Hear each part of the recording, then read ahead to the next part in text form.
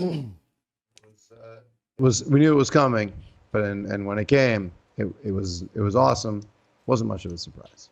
Yeah, a bit surprising. Like you had been speculating a few times, like how many people can they fit at that table? You know? I think we found out. Yeah, I think we did. There's maybe room for one or two more. I mean, what if? Oof. Wait, where did? Maybe we should start the episode before I ask questions.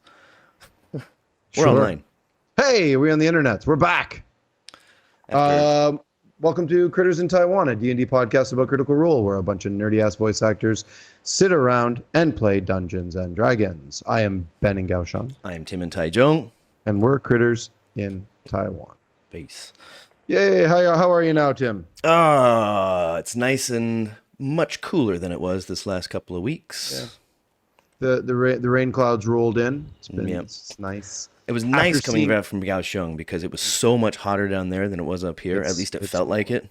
It's warm down here. So coming back here, I was still dripping sweat, but not as much as down there. Yeah. It's for me. It's not so much the heat as it is just the hammer of the sun. Yeah. The sun is a legitimate UV hammer down here. Mm-hmm. You feel it. It is instantly. I walk my dog out at the park out there, and when I go under a tree, I'm like, ah. And then as soon as I enter out of the shadow, I come out of the shadow and I enter into the sunlight, instantaneous hammer, wham, wham, wham, wham, wham. You're in the sun. I don't know how you guys do it, man. I had a towel with me walking around because I'm like, all right, thinking ahead, bring the towel with you. Mm-hmm. That thing was wet, within the first 10 minutes of walking, and then it was started to smell bad and shit. It's warm. It's summertime. Yeah, it's summertime. It's not to be unexpected. Hey, Tim, tonight we're talking about episode number 64 of Campaign 3. Reunited. Yeah, I called it. Okay. I should have said it at the same time. Yeah, that's it. I thought maybe they would go reunions, because the present continuous... Yep. Present continuous noun? What? No. So yeah, Plural it was a good one. I enjoyed this episode a lot. Just say it right off the top. I liked it.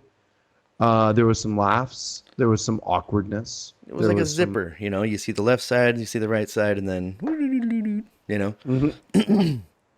And it was good. I like the way that they put it together because when they started it, they were all at the table for the ad read, and then all of a sudden we come out of the intro, and it's only the 4 of them. Yeah. Or the 5. Wait. 5. 5, yeah, for this one. Yes. Mm-hmm. We came back with Deanna, Frida, Chetney, Fern, and Imogen? Ashton. No, Imogen. Imogen. Yep, that's the one. And then they did that all the way to the break. Yeah. How crazy was that? Although it was, as soon as they did the break, right, Matt was like, and somewhere out in another part of Dressar, a tree opens up. He's like, here we go, the reunion's coming. But then it didn't. Could they see it? No, he just said somewhere on the other side of Dressar, a tree opens up. Oh, they couldn't see it. It was just that's the imagery that the viewer gets. I watched that first half 3 times, and I'm like, I just missed that part out completely. And then we start the break, and it's like, nope, we're now with the 4. Yeah. And it's the Prism and Laudna and Ashton and Orem. And Orem, yeah. The fucking sad sap group. I like how they did eventually discuss it. They're like, sounds like you guys had a kind of a good time. They really didn't. Yeah, but man, it was a lot of the things we talked about in our last one about how, for me, especially with Orem's compass being completely thrown off, his moral shit, it never got brought up, and it won't get brought up, I don't think, for another episode or 2. I bet they'll dig into it a little bit because Liam will want to discuss this stuff. Yeah. But obviously with the reunion and a bunch of guests, and they've got that stuff to take care of, we're not going to get into the meat. But that stuff's going to come soon. Any kind of a nice person wouldn't be like, oh, it's so good to see you. By the way, I don't have my moral compass anymore. Be like, come on, man. Can we just have a drink? I've had a radical alignment shift, and I now want to fuck everyone up. Yeah. Yeah. Do you want to talk about it? No. Talk about it later. God. At least not now. Yeah. There's guests at the table, man. Come on. Have some tact. One thing that you had touched on personal messages was one thing that I wasn't sure if it was true or not was when Matthew said, when we got past the break, I'm jumping around here, Mm-hmm. got past the break, then he said, I think on the bringing everybody up to speed part, he was like, and you guys scried on them. You saw them. They were at the sit and spin, right? I'm going to call it the sit and spin from here on out. Yeah. Sure. And and I was like, did that actually happen? Did they scry on them and they found them at this this wooden corner, right? That did happen? Is my memory right? I don't think so. No? I don't think that's right. No. I might be mixing up my campaigns. They scried on them and they were at the one of the spires or something. No, the Emerald. No. They never scried on them in Dressar. They only scried on them when they were in. Wait, who scried on who? When Prism scried on Laudna?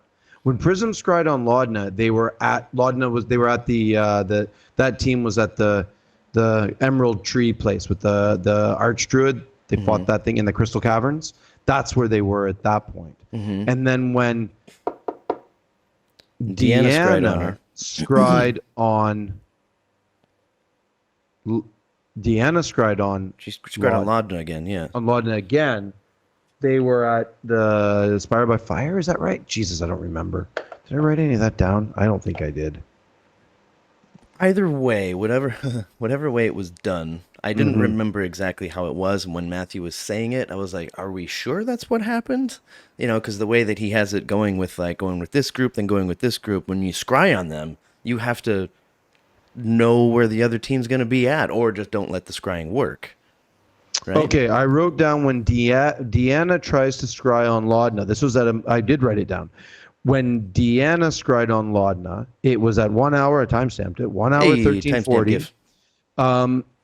And this was one of those moments. I actually wrote down a little note here. Marisha should have made that roll because she was there. She's at she's not at the table. She's off in the wings. It would have been really cool for her to make that save, but Matt did it anyway.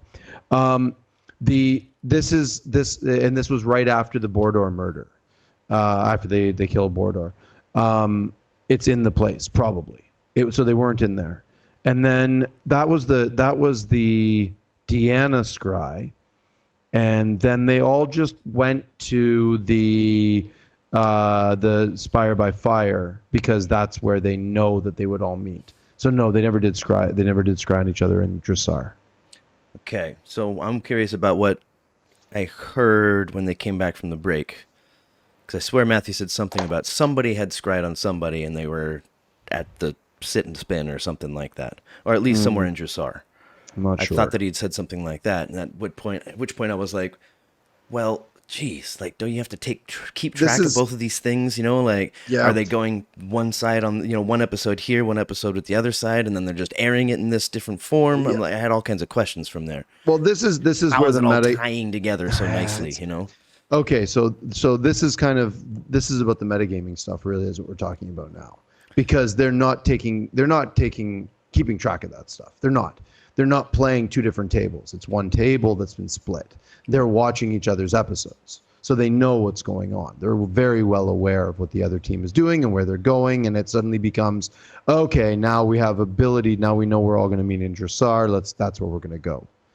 So I think there's a bunch of we kind of sort of have to just take that for what it's worth and just be like, yeah, okay, cool. Yeah, this is the way. It's not scripted, but this is the scripted part of it. That's where we're going. It's not scripted. It's unwritten. Yeah, this is where we're going. That's my hot take.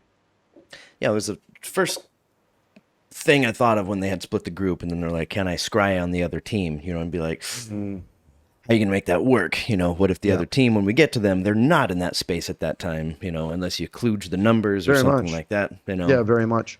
And I think this may have something to do with the text you were sending me about Matthew et al. It does. So this is really it's exactly right. Like that's sort of getting into or parallel to what the text that I sent you earlier today was something I've been thinking about for a while, and we've touched on it for a bit, is that this, I don't even know where to begin.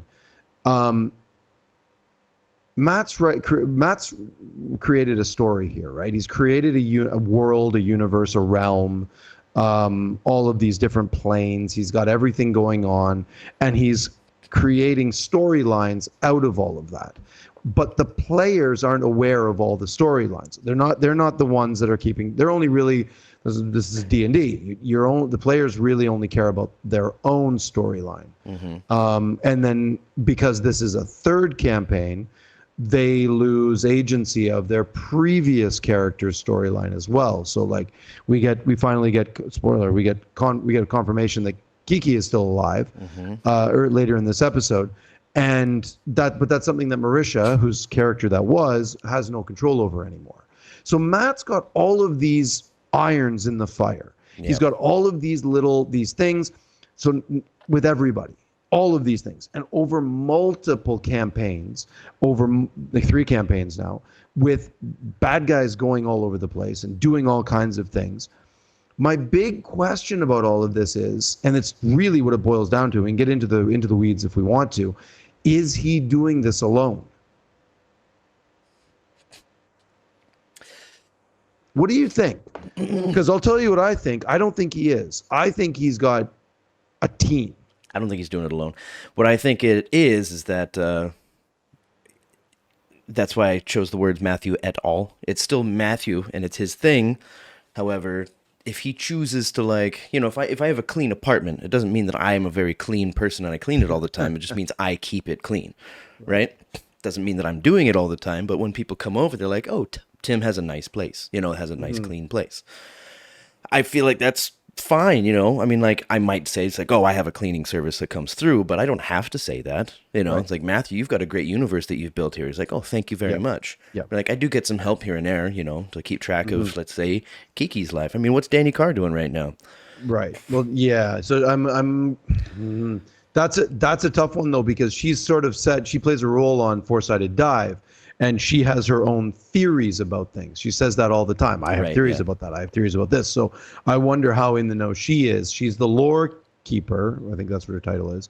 But does that even mean that she's like has any intimate knowledge that we don't? I'm doubtful. Yeah, I have a not feeling. Danny Carr, but Matt did mention at the beginning of this campaign, before it started, shortly after it started, maybe on one of the.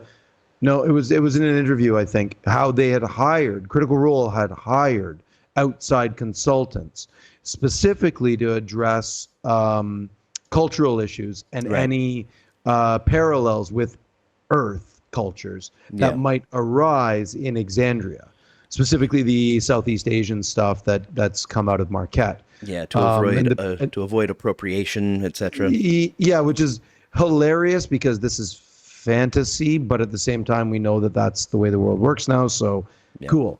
Whatever, regardless. So I'm thinking that's part of it. And then I do know that he did, especially with EXU Calamity, have long conversations with BLM about all of the historical stuff that was going on. So I wouldn't be surprised if you know, Brennan is part of that, is an ear at least, and maybe hired on as a little bit of a consultant for CR, and just to have a sort of a role in here's the reason why it really comes up. A big thing that happens with any long running story, whether it's a TV show or a movie or a book or anything, is plot holes. Plot holes come up all the time. People are like, well, wait, like, Star Wars is one of the most famous ones for that. Like, A New Hope shouldn't have happened. It just shouldn't have happened. Oh, my favorite one, Breaking Bad. The only reason Breaking Bad even works is because it's America. Breaking Bad never happens in any other country with actual healthcare. It doesn't. Right. You know, because it's like Breaking Bad could never happen in Taiwan because we have universal healthcare here, and he wouldn't have had to do that. Right. He wouldn't have gone bankrupt because of having stage 4 lung cancer, right? Like, that shit. So there's all of these little plot holes that, and I mean, those aren't the best examples, but there's a bunch of in Star Wars where it's like whatever. So I'm wondering, as we the viewers really don't know what's going on. The players know a bit more because they do know about their own backstory that they may be keeping secret from us, and many of them are. But I'm really, really curious as to know how Matt keeps from falling into plot holes. and also keeping track of some shit.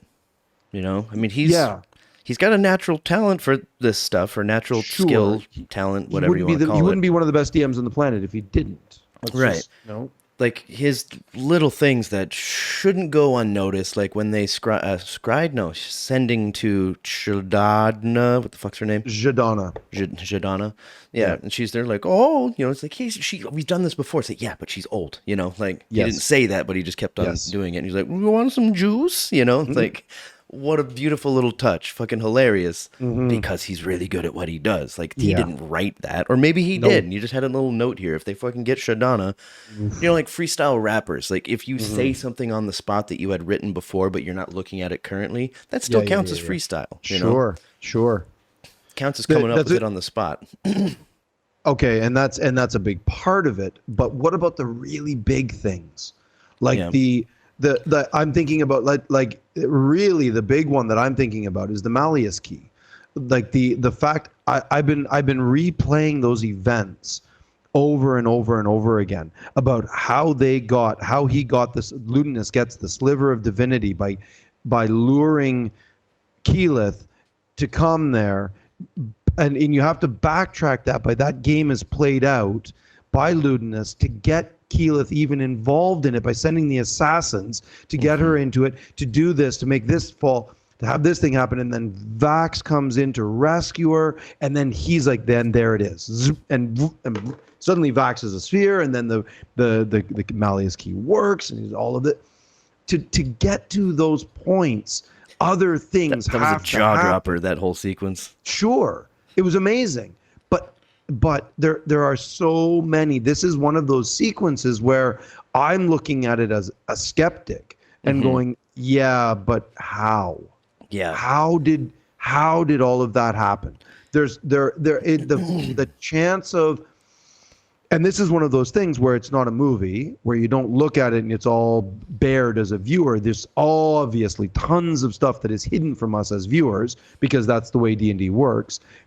I mean, I've played enough D&D, especially out of adventure paths, which are pre-written by authors, and I'm doing one right now, The Curse of Strahd, and I read through it, and I'm like, well, that doesn't make any fucking sense. That can't work. And then I go on Reddit, and I go on the wonderful folks at Reddit are like, yeah, that's stupid. The authors should be smacked for that one. That was a terrible idea. It can't work because of this and this. So here's how we suggest, and here's 15 different ways to play that scenario out instead. And it's like it's wonderful that way. But that's just one little cosmos in D&D. Matt's created a fucking giant, way, way, way, way bigger scenario than this. And there's a lot of cogs on a lot of gears, and they're all connected. And I do not, for the life of me, understand how he's keeping it all straight. Yeah. When you say it's not a movie, it's like, well, it's kind of like a movie, but there's a lot more going on, I suppose. Yeah. You know, because like you said, like spanning the past two campaigns, yeah, there's a lot of stuff that could be happening, or you could just be like, no, I don't care about that right now. But no, all three of those campaigns are all the two prior campaigns are intertwined in this one. Oh, 100%. And the stories to not have plot holes yet. Yep. Shows and movies are typically written by teams of people, you know, and to think that Matthew's doing this all by himself, I think that's giving him maybe a little bit too credit, but I don't want to insult him. Well, that's sort of my take is like, if we're talking about this like as being, you know, such a big, wide scope of a thing, it's almost the danger. Even if I was Matt, and I'd be like, yeah, the danger of falling into a trap here is big. Why would I take that risk? I should have other people see, because you could be the best person in the world, and it just takes one little mistake to completely throw everything off, and then you are forced to recover. And he's talked about that before, about how in campaign 1 and in campaign 2, he's like, no, it was supposed to go this way, but the players went that way, and that changed all of my plans for that. And that's totally fine. But there's another aspect to this, and that CR is a huge fucking business now. There is, not only are there the cast's careers to on the line, but they have staff. They have people that work for them. They have lots of people that work for them. So suddenly they're responsible for those people's careers and those people's families and livelihoods and putting, I know I'm getting maybe a little bit in the weeds here, but well, I don't know. It's a good point. I didn't think of that. Like that's money in their pockets. Right. They got to keep going. If Matt makes one mistake, and it's a big mistake, I'm just saying if it's one mistake and it's a big one, it potentially derails a bunch of stuff, which can have pretty serious repercussions. Yeah. And I mean, it could be just off the top of my head, like it suddenly things become unbelievable. And we're all like, all of us critters are like, oh, no, I don't like that. And it becomes really, really unanimous. Viewership goes down. Everything falls apart on them, and suddenly it's no longer a viable business. It's stupid. It's dumb to say because it probably could never happen. But I'm talking just a scenario, playing out a scenario here. Yeah. There is a thing that could happen. It could happen. Yeah, it could. It won't, but it could. I guess I'd like to say they must have some kind of a safety net, at least some kind of a. Maybe not a legal team. I don't know. I bet these people probably have insurance on their jobs, but maybe that's when you get into a creative field, that's the risk you run. It's like this could go at any moment. This is the big reason, like just going a parallel to that. This is one of the big reasons why they wanted all the creative control from Legend of Vox Machina, Mighty Nine, the animated series. They're with Amazon, and it's being animated by Titmouse and others. But they retain creative control, and that was the whole thing, and that's what they wanted.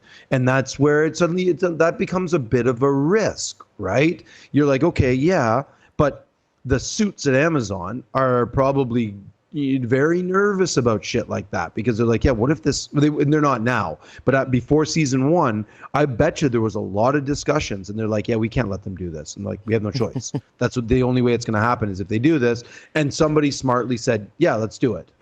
We can't let these nerds do what they want. Yeah, exactly. Like the suits are like, no, we have to have our control on this. The board of governors or whatever the fuck it is, the shareholders, blah blah blah. They're like, no, that's not how you make growth. And thankfully, they let them do it, and it became amazing, and it's a giant hit. And now they're probably all patting themselves on the back. Yeah, we did a great job there, letting those nerds do whatever they want. That's sort of what I'm talking about. Is that this is a business, and I think we're sort of answering the question here. Is that no, he's not doing it on his own. He has people looking over his shoulder and proofreading stuff. And I imagine there's sort of like one of those. I've heard. And they've talked about this many times. I'm a big Survivor fan. I love the TV show Survivor. I've been watching it for every single season from day one. I've loved it. And Jeff Probst, who is still the host of the show, he's talked many times about how they have a team of writers who go through they storyboard every possible scenario that had the way things could happen through episodes, like days and days and days ahead. If we do this and they do that, then what happens? Okay, what if they do this? What if they do this? And they fill their entire room with threads and string. And they're like, yeah, if this goes this and this goes, giant big conspiracy board sort of thing. So I'm very curious if they've done the same sort of thing. What if this happens? How do we do it? Like, what do we do here? What do we do there? What if the players decide to do this? And I'm wondering if that's the situation or if it's just more... Because then we start getting into scripted territory. Suddenly, then it becomes, wait a minute, this is supposed to be unscripted and sort of it's supposed to be D&D, not a written story. We're writing the story as we go, but there are aspects of this that I feel kind of getting to a point where it's impossible not to have somebody following a certain thing, but that's not necessarily scripted. That's just like, what would this person be doing? Right. To tie in with this. Over here. Are we talking about the story now, or are we just sort of making up the? Yeah, I don't know. Yeah. I don't know. I'm not sure. I don't know where this is going, but it's something I've been thinking about for a while, and I don't know exactly what it means, but I think it's worth talking about. Yeah, I could see like Matthew sitting there and like earlier in Critical Role's life, it would probably be a lot easier. We're like, okay, if they do this or if they do this. I mean, he had a lot of practice with Campaign 1. As soon as they got 100%. Well, they didn't transport via plants. Oh Jesus, yeah. Well, I was going to say even before that, Campaign 1 started out as a city.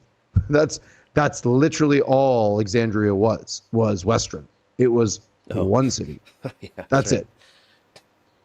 So it's like this, and yeah, let's let's do this. Let's do this one shot in a city, and then all of a sudden it became a world, and now it's multiple planes, and now there's moon gods and god-eating gods, or god, who knows? Yeah, and it's getting to a point now where it's like, dude, I can't expand anymore. Let's destroy it. Kind of feels like that, doesn't it? Yeah, I mean, like once you get into the moons and like perhaps space travel, which I'm not sure if it's space travel or if it's just the abyssal plane that's kind of like space. I don't know. I'm a little confused on that stuff. Yeah, I don't exactly know how Matt's solar system works, but I'm assuming there's a sun, and I'm assuming Exandria rotates around, revolves around it. Yeah. And we know there is a day and night cycle. So there's, it's probably not a flat Earth. Or flat Exandria. It's probably got some other planets out there. Yeah, perhaps. I don't know. If you got this many races on this planet, well, no, it doesn't mean the Spelljammer stuff isn't space. It's astral sea, right, which is a different plane that connects all the planes. Yeah. So that's where it becomes like the planes aren't really like they're dimensions. Right. That's what they really are, right? Like the Feywild and all that.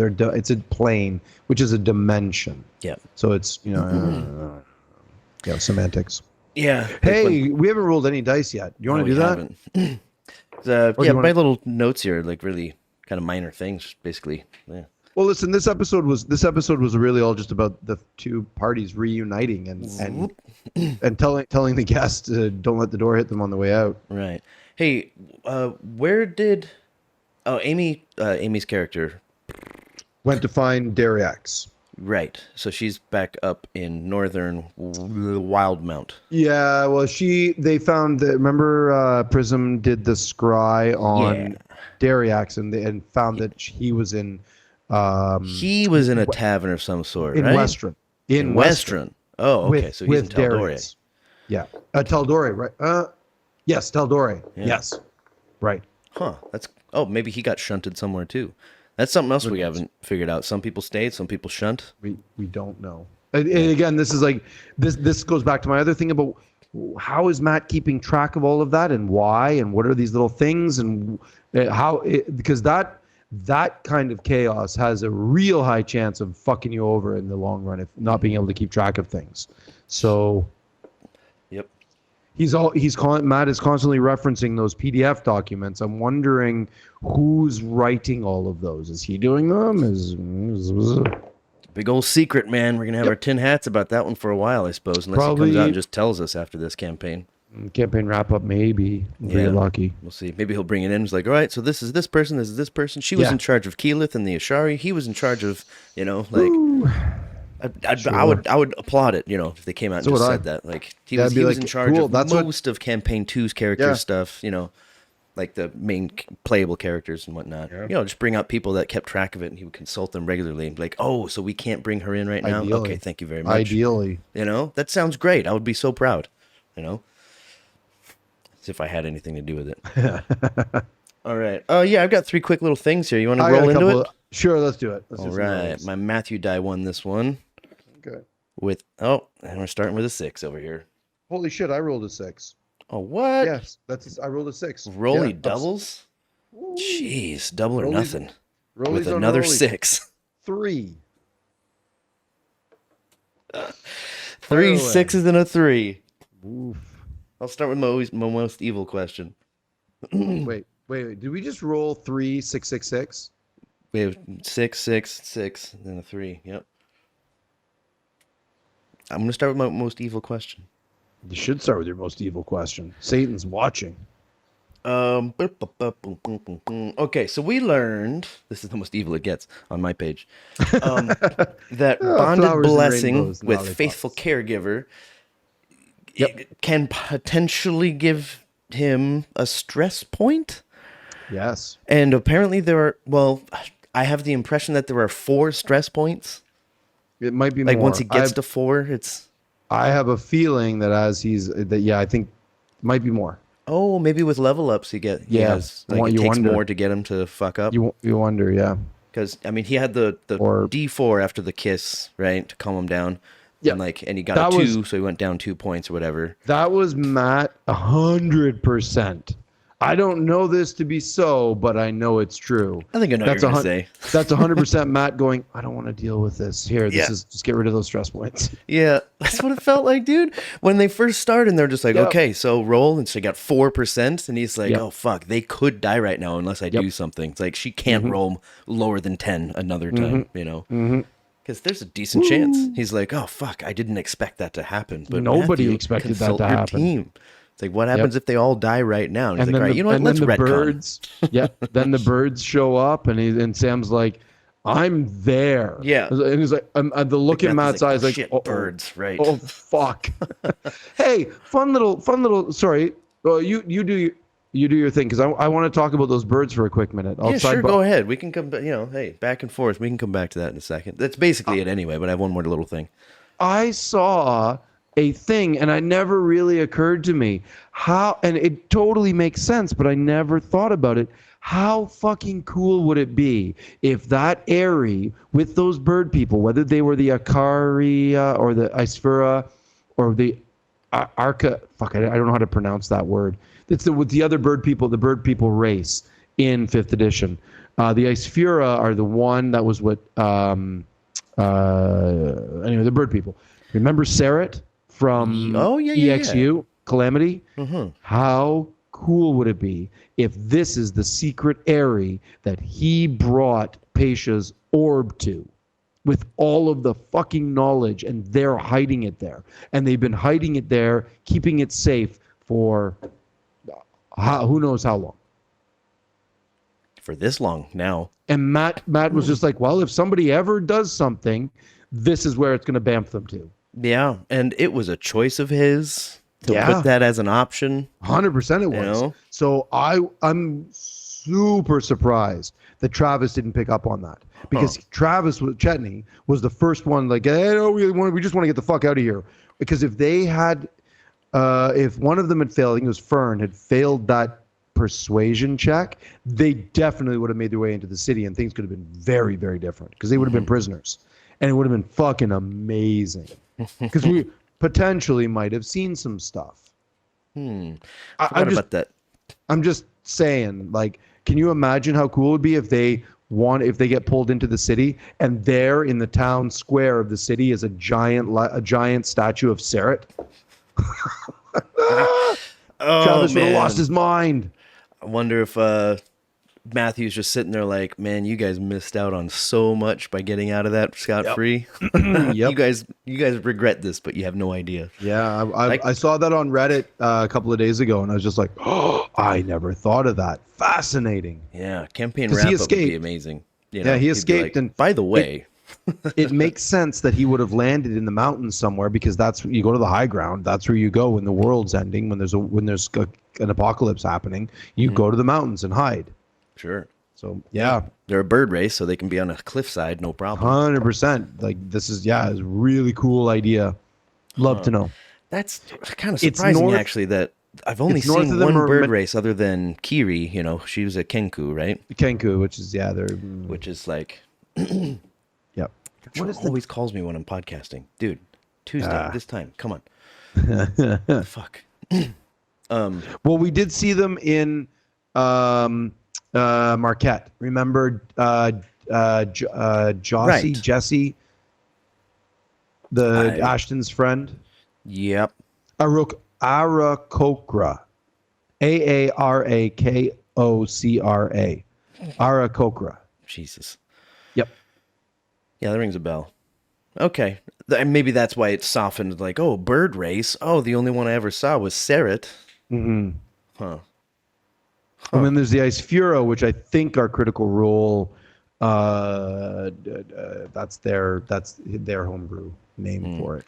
A lot of times I just resolve myself to, like, you know what? I just don't know, and I just let things happen. I don't make my theories. I don't try to connect things, but things like that.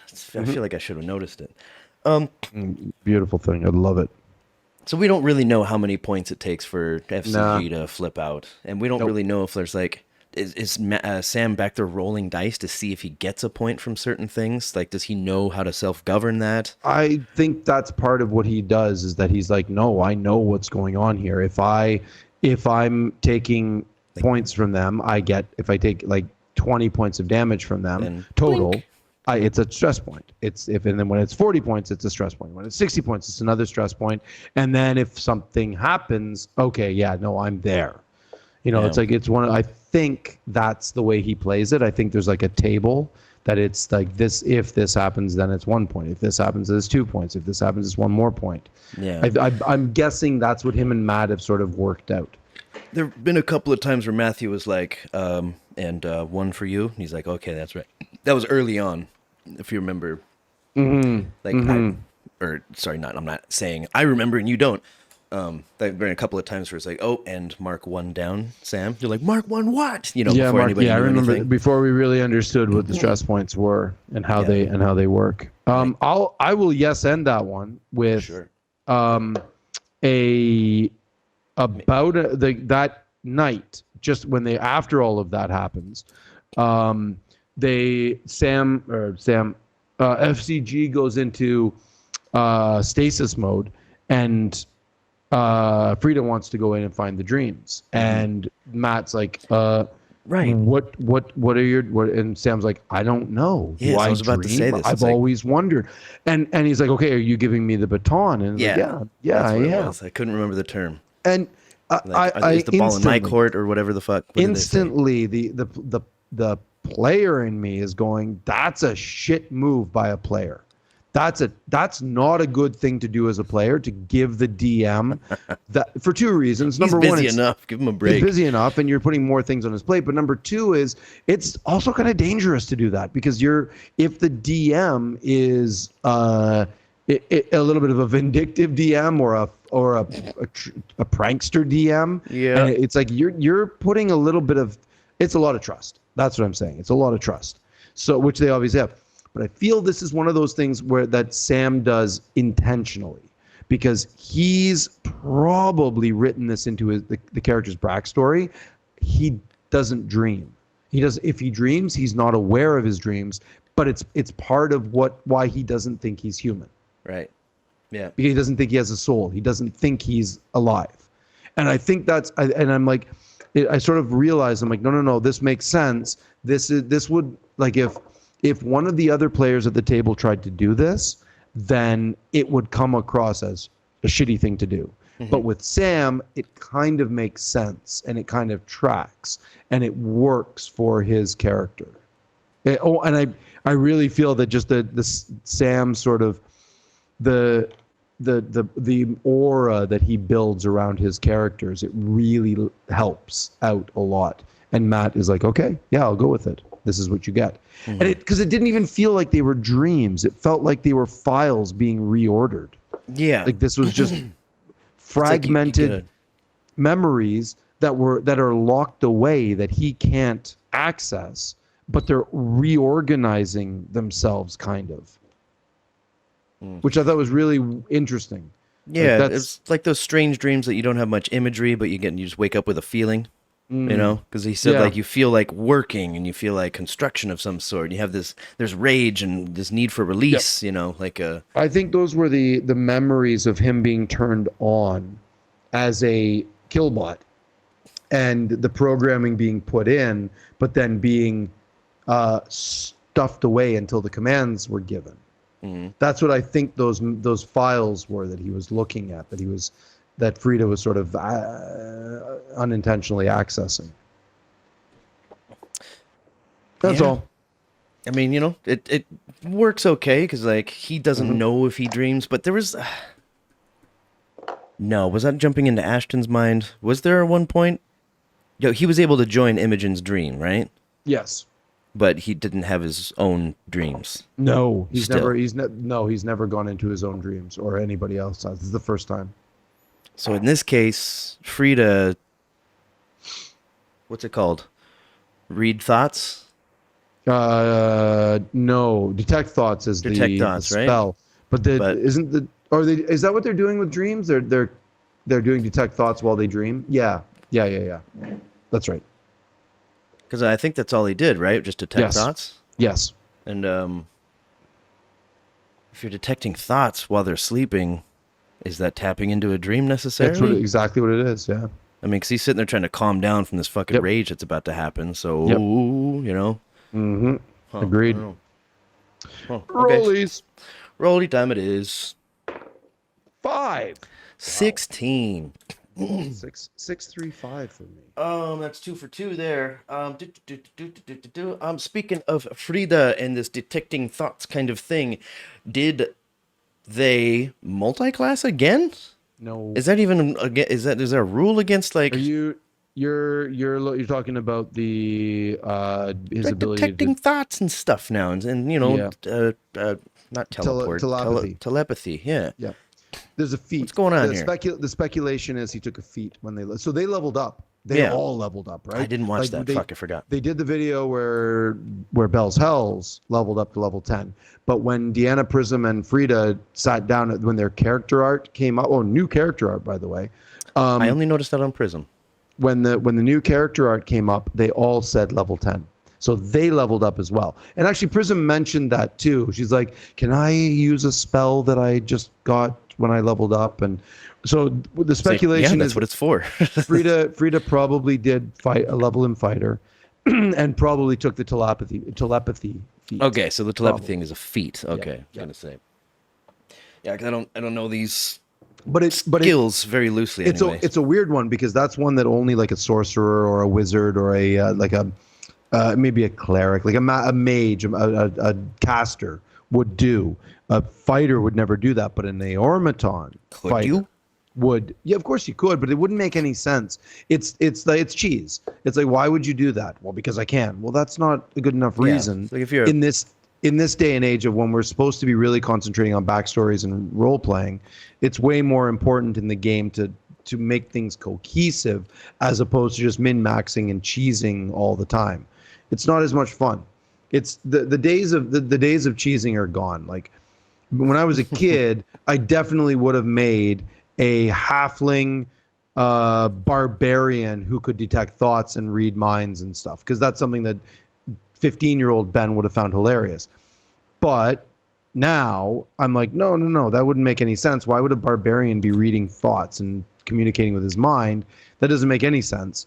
So it's like you need a bit more of cohesiveness to it.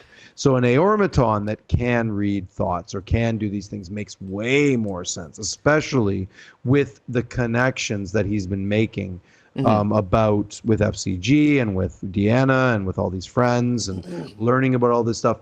It absolutely tracks. It makes a lot of sense. It's a nice little narrative where it's like, when I did this new thing, I guess may have shunted over to Frida. Like, I don't know where this came from, but I can do it now. Yeah, it makes a nice little story, you know? Yep. And it makes sense. The Aormaton, the first time using the spell, and Imogen did it. Yeah, sure. Tracks. It just got me thinking, like, how do you just like, what? Could fucking Grog do this in the first campaign also? I guess the answer is yes. Yeah, that's a funny point there. Where is Grog right now? He's the one out of all of the other characters that are absent, which is Scanlan, Caduceus, Ford, Jester. We haven't seen any of them in this campaign. We've seen Bo, we've seen Caleb, we've seen Vex, we've seen Percy, we've seen Pike, we've seen Keyleth, we've seen who the fuck else? We've seen all of those guns, right? I was really curious if they're going to see Caduceus when they went to Malayasmere. Absolutely. You would surprising that he wouldn't have. That's what the big speculation was. That's totally fine. I'm okay with that. He's probably just at the Blooming Grove, just chilling the fuck out. Maybe it was one of the plans, but they just didn't quite make the decision to lead him there. Possibly. You know. But where is Grog? Because when Keyleth was doing all of this stuff with the Malleus key against Ludinus, when she showed up there, Grog should have been the one that was at her side. If you think about it, he's the one that the most likely that she would have called. I need some muscle. Who's my best chance at muscle? Grog. You know, when she does the Kitior thing with the earth elemental, yeah, okay, that's great. But if she's looking for that kind of muscle, then should have, So I'm just curious about what's going on. That just a sidebar. That's all. Last I knew, they did a whole second kind of update, didn't they, for Vox Machina? Like, they did the wrap up where Scanlan and Pike got married, and then they did another one where they separated. Yeah. Right. And then like they went on to do what the meat. Yeah. Meat man. He's in with his daughter in Marquette. Yeah. What's the city? I don't remember the name of the city now. The big one. Boy. It's on the city of brass. Not the city of brass. That's in the Fireplane. The one with the brass dragon. Yep.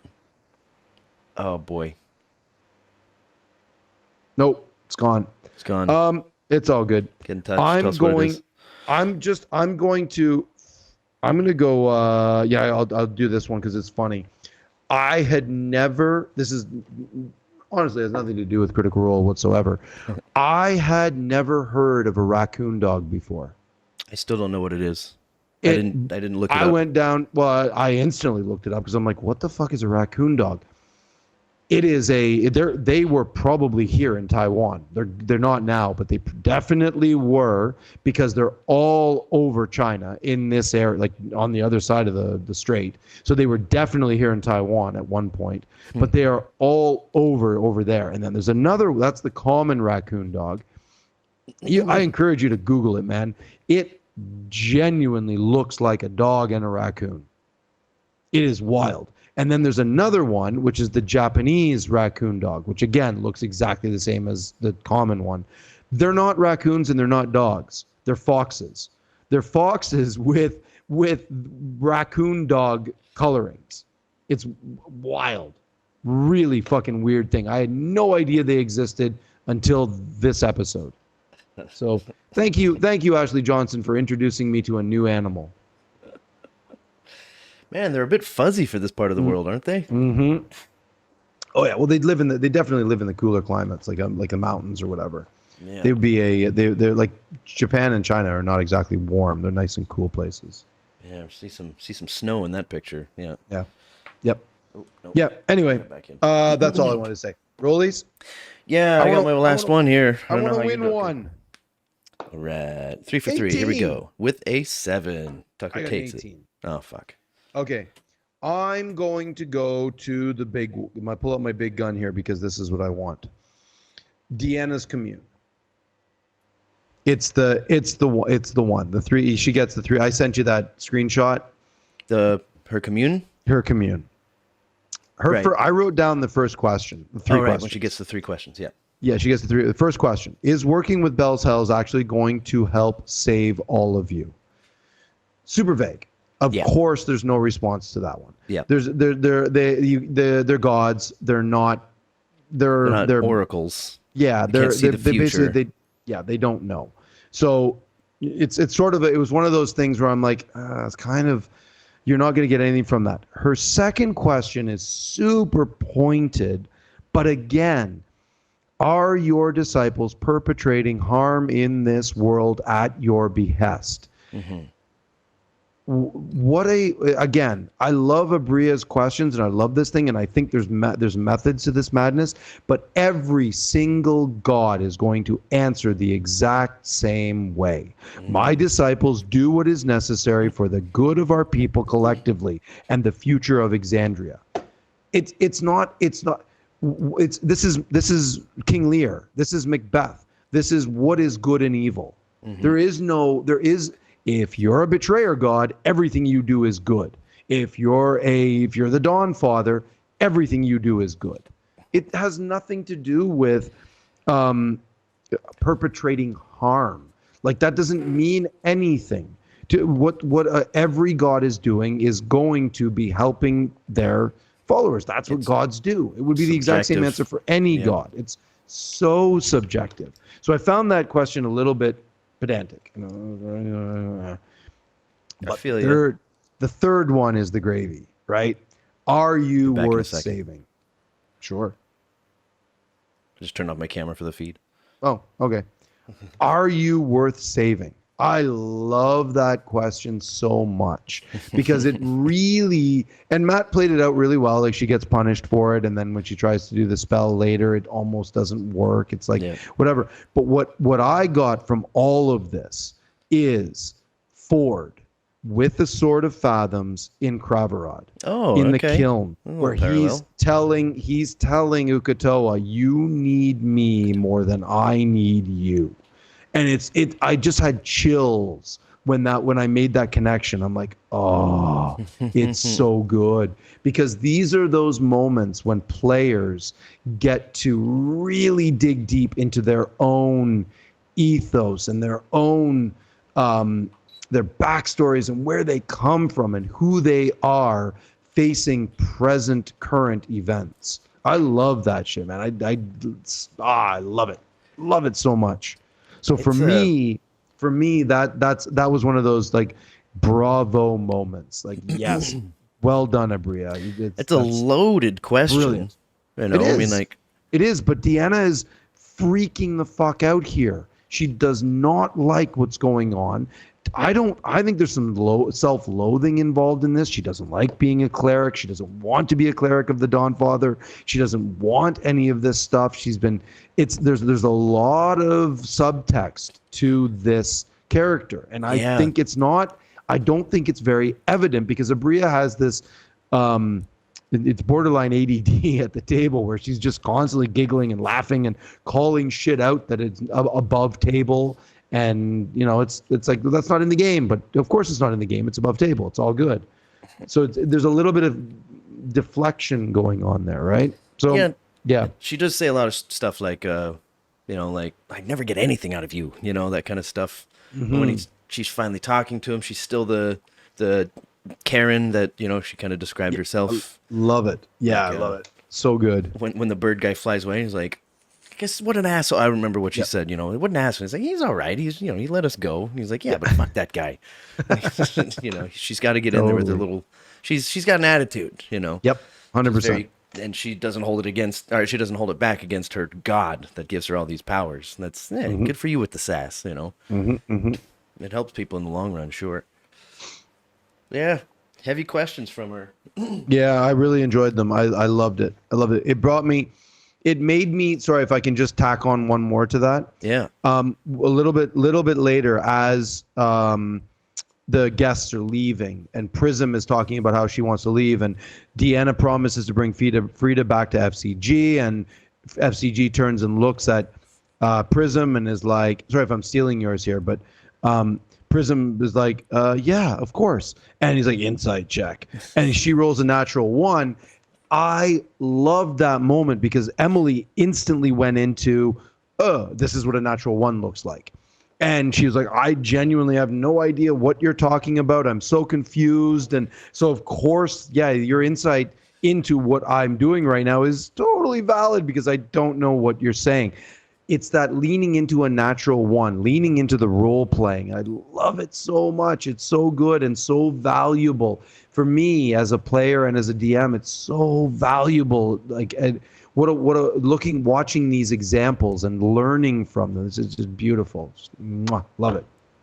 Yeah, I think Emily might be my favorite guest at the table. You know, so far across the 3 campaigns, just her attitude, her glee. You know, everything is funny but not too funny. Yep. You know, just what a presence. She's so quick too. So clever, so clearly quick. Very bright, yeah. Yeah, I love it. Very love bright, well experienced. And good on her feet, not nervous, like she's right in her element. Just she's top-notch guest. Very, very aware of the cheese factor too. She's mentioned that in a couple of episodes ago about it's a bit cheese, so if you don't want me to do it, I'm like, yeah, that awareness. Card, if you have a likeness of them, but I made that up, so.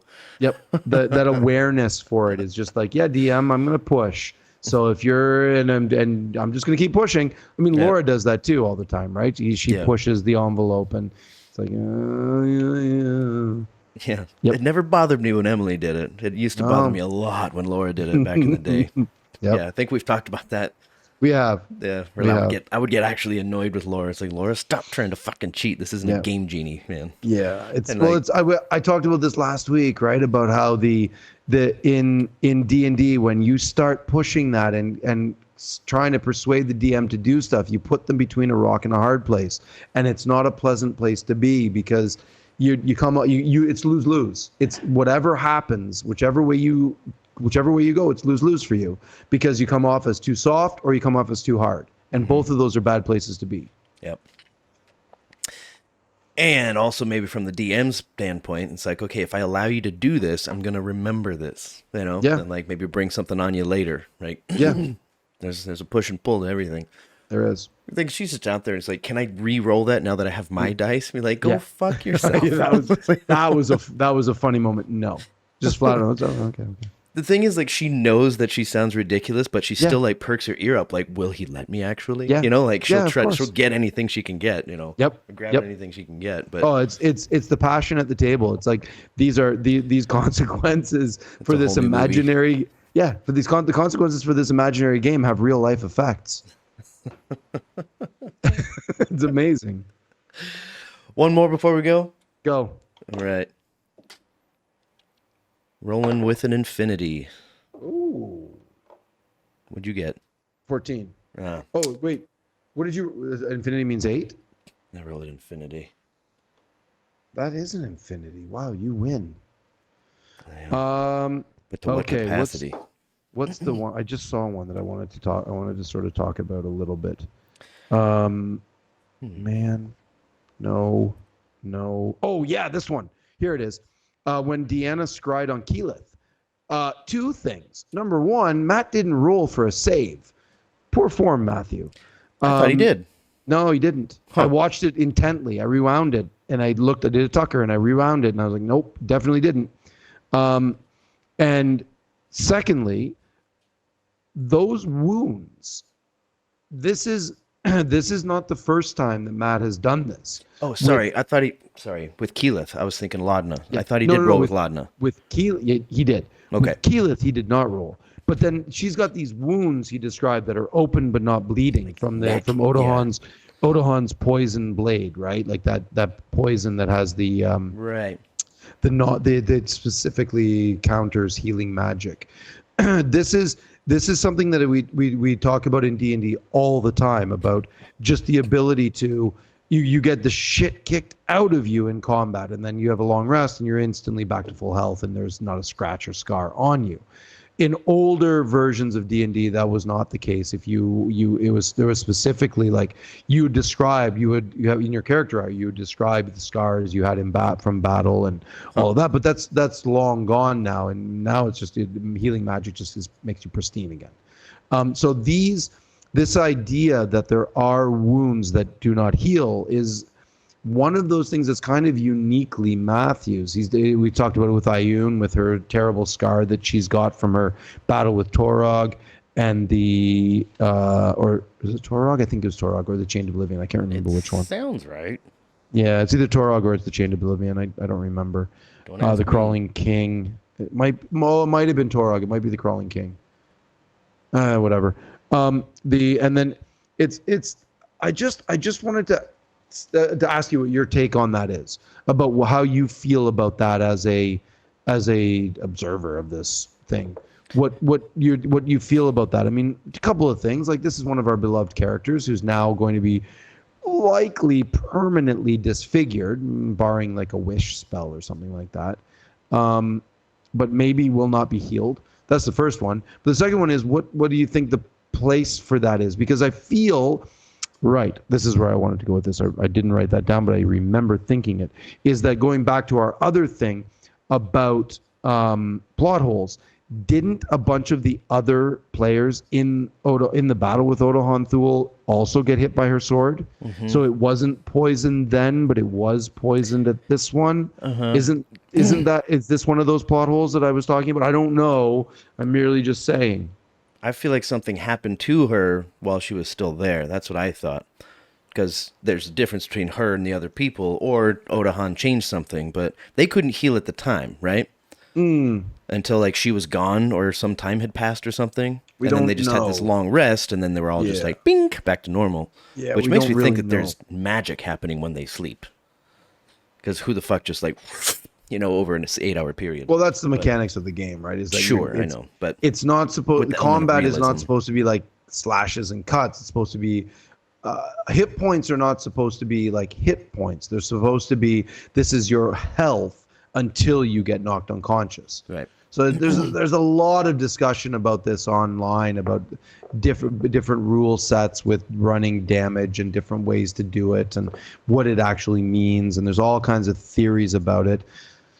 There's also all kinds of ideas about food and water during campaigns, and then it's like and carrying capacity, water, and stuff shits, like that. and pisses. Yeah, all this stuff, all that bodily stuff that we. It's like it's a long rest. You eat, you do all that stuff. Right. So it's like, what does the damage actually mean? Where does it actually go? How does it actually get healed? Well, my first impression of when I saw that, I was like, oh, damn. So she really got affected. Maybe somebody put a spell on her, some newfangled spell from some gods or no, probably not gods. From some chat was really, and Reddit too, and other places that I was reading about Twitter. They were talking about how that's likely from Odahan's poison and the anti-healing poison, because they've talked about that many times. But again, other people got hit with that too, and they're fine. Yeah. So that's my take. So that's where I went with that. I was like, okay, so it can't just be her blade because other people are fine. Because I'm doing benefit of the doubt, Sure. Like if that was a massive mistake on Matthew's part, because it worked only for the battle, which is 2 minutes, however long those battles last, like 30 seconds. Long. Yeah, not long. Like a few rounds, minute. it's only 4, what is it, like 4 is 20, it's 5 rounds. That's half a minute. Yeah.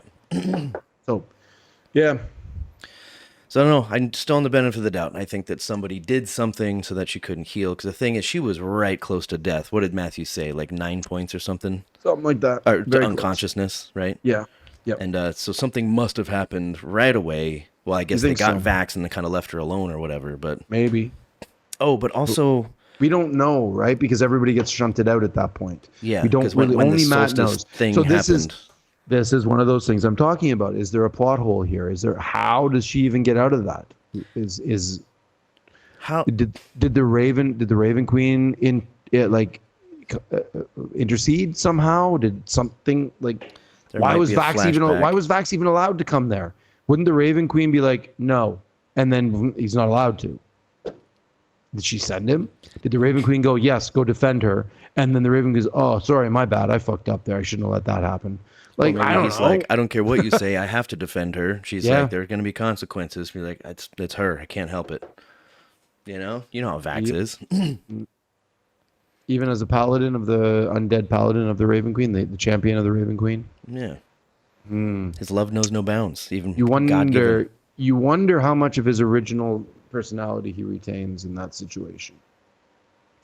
If I'm Matt, I'm going to be like, yeah, no, you don't retain any. But clearly he retained some because he wouldn't have defended Keyleth otherwise. But maybe he was completely different until she was in mortal danger. Possibly. And then it just clicks back into place. Possibly. Haven't you seen what was it? The Spider-Man with the multi-dimensions. Oh yeah, No Way Home. One. No Way Home. Yeah, that thing was pretty sick. It's like, everybody forgets who you are, so he goes to the thing. Spoiler alert, and he goes, and he just says something, and she's like, huh. Like, she kind of remembers him. Love knows no bounds, Ben. That's the moral of the stories here, okay? That's what we're taking from this? Okay. Yeah. Yeah, I don't know. I think something else has happened with her. That's why I could justify it in my head. I'm on board with that. Yeah. I'm good with that. Hey, how are we doing for time here? We're well over an hour. Yeah, let me do my quick little yes and here. It's a nice little quick one. Has anyone in the OG cast made a connection with Pretty yet? Whose son Pretty probably is? I believe so. Because I don't think I've heard anybody say it, but do they just kind of know? We don't know. That's all just speculation. We don't know, but come on. I think somebody did. I think Liam actually did. I wonder if that's Buddy. I think they mentioned it on He'd be the one to do it, right? I think they talked about it on a Four-Sided Dive. Did they? I feel like it got brought up. When they first met Pretty, somebody on Four-Sided Dive brought it up. Okay. I must have missed that comment. I must have been walking with intent or something. I feel like it got brought up once before. Could be wrong. It's not a big one, but I do want the acknowledgement. You know, it's just such a cute little connection. Yep. It's like, my name's Pretty. Like, that's such a unique name. But then Yep. why is it his name? Because his dad, he just Because called his dad everything is Pretty. But, his dad called everything Pretty. And it's just such a cute, like, oh, I have this thing now. Like, what is it? And it's Pretty. You know, like, it's adorable. It is. I don't remember anybody talking about it, but I want it. I want to hear that little cute story. That's all. We'll find out. That'll 100% be a campaign wrap-up thing. For sure, yeah. And if you have seen it, get in touch down here. Speaking of which, Ben, it's over an hour. Let's wrap this up. This room is getting fucking hot. This computer room's hot. I'm just thinking the same thing. I got 2 fans pointed at me, and I'm still moist. I had to turn this AC on a couple of times. I hope you didn't really hear it. I was checking my level, but... The AC remote is all the way over there. Couldn't even be bothered. Jeez. I can also see Lacey Girl back there. Oh, lazy girl. Cleaning that little paw. Yep. Does she have to go to the bathroom now? I mean... No, I took her out before we did this. So she's her. good. Yep. Such a good girl. All right. Well, hey, dude, let's wrap this up. Yeah, sure. We always, of course, have our Instagrams, and he's got his Twitters and stuff like that. He's at bengreenspoon. I'm drummatucka on Instagram. That new album is finished. It should be up in streaming services within 2 weeks. I'll definitely be announcing that there. Like and subscribe if you want to. I'm not going to request that of you because I just feel it's rude. I don't know. Do what you want, you know? And best way to get in touch is right down here in the comments. You on Threads yet? Threads? The hell is that? Yeah. That's the new Meta. Their take on it's their take on Twitter, because there's so many problems with Twitter right now. Instagram put out something. Well, Meta, Facebook is Instagram is Threads. So Threads is their version of Twitter. I signed up. They had 100 million people sign up in like 5 days. I signed up. I checked it out. I'm like, oh, it's just like Twitter, but different. It's like it's exactly Twitter, but it's just a different graphic, different little icon. Yeah. I mean, I've never joined Twitter, so yeah. I love Twitter. It's for my morning coffee. It makes me laugh at how insane the world is. Yeah, mostly how insane North America is. I'm just getting used to Instagram now, learning how to post reels and actually following things that actually are worth following, you know? Yeah, Instagram's good for that. Very good. Twitter, not good for that. Right. Twitter just triggers people very, very, very easily. And then you get to see those things, and then, I don't know. Woo. I don't know. I'm still getting my head wrapped. I mean, like, I'm getting out of Facebook and into Instagram now, which is, Facebook is just keeping in touch with family now, and Instagram 100%. Is keeping myself relevant as a musician and an artist, I suppose. Yeah. And then Twitter's, I just never saw the point. It's not. Well, that's the interesting thing that I think is happening with Threads is that Twitter was never relevant in Asia at all. They're not really interested in here. It's very, very minimal exposure. But they're signing up in droves for Threads because they love Instagram over here. There's a fascinating thing I think that Elon Musk may have not counted on when he purchased Twitter is that most of the world doesn't care about Twitter. Most of the world it seems like there's a chance most of the world is going to be caring about Threads because they love Instagram. We'll see. Sure. Yeah. That's my week 1 take of it all. Hey, Hazel. Oh, hi, Lacey. We'll find out. I don't know. We'll see. I might give it a look, but not worth your time. If I haven't used Twitter once until, still, and like I'm just getting on Instagram, I don't know. We'll see. I don't see myself running to the, to the sign up page, but. Sure. Yeah. All right, hey, man, let's wrap this up. I'm tired. Okay. Yeah, I'm warm. I gotta run downstairs, get some stuff. I'm fucking sweating now. Yeah. All right, cool.